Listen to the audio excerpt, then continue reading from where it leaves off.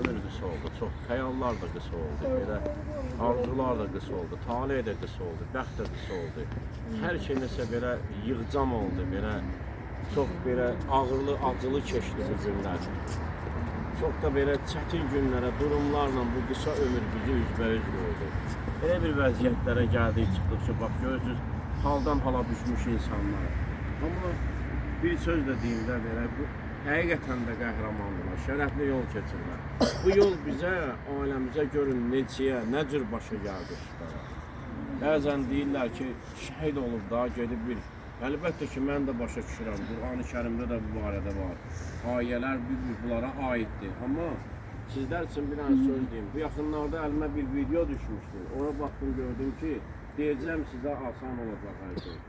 10 minlərlə bu səfərbərlik, ondan sonra əskərlər Füzulidə, o kəndi bilmirəm haradır, cərgəyə dayanıblar, o səhər saat 7:30-da, 8-in yarısında o vida üçün bir daha namaz qılıblar. Xahiş ediblər ki, qılmayanlar da cərgəyə dursun. Sözü bilməyənlər önəmli deyil, o qabaqda dayanan imam qılacaq namazı. Şimdi fikir verirsiniz ki, ömründə namaz qılmayan da durdu namaza o cərgə ilə. Amma nə olsun ki, Hacı Əhməd 34 ildir səcdəyə başını qoyur. Məni gətirdi onun qabrinin yanında beləncəsinə dizi üstə qoydu ki, sən sızılda bunu üçün.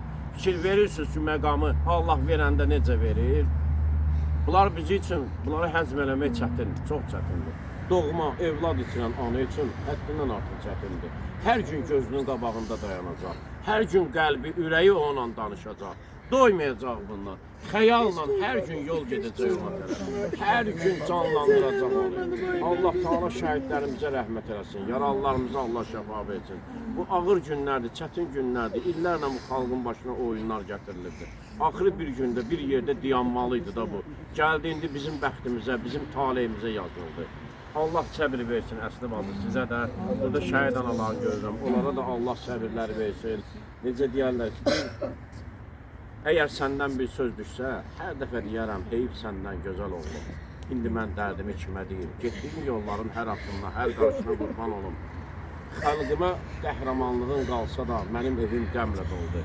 Buludlar altında uçan bəyaz göyərçin kimi, küləkdə, yağışda sənə tərəf uçmuşam.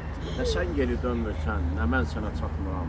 Səni axtarmaqdan əldən düşüb yorulmuşam. Həsrətindən yanan könlüm bir an səni unutmadı, hər mənzildə xatırladı. Niyə məndən uzaqdasan, səndən ötürü darıxmışam, nə aranda, nə dağdasan.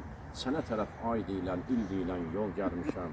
Nəyə lazım bu dünya ki, isti yuvam tez dağıldı. Nəyə lazım bu həyat ki, görəndə ki, oğul məzarına güllər qoyuldu.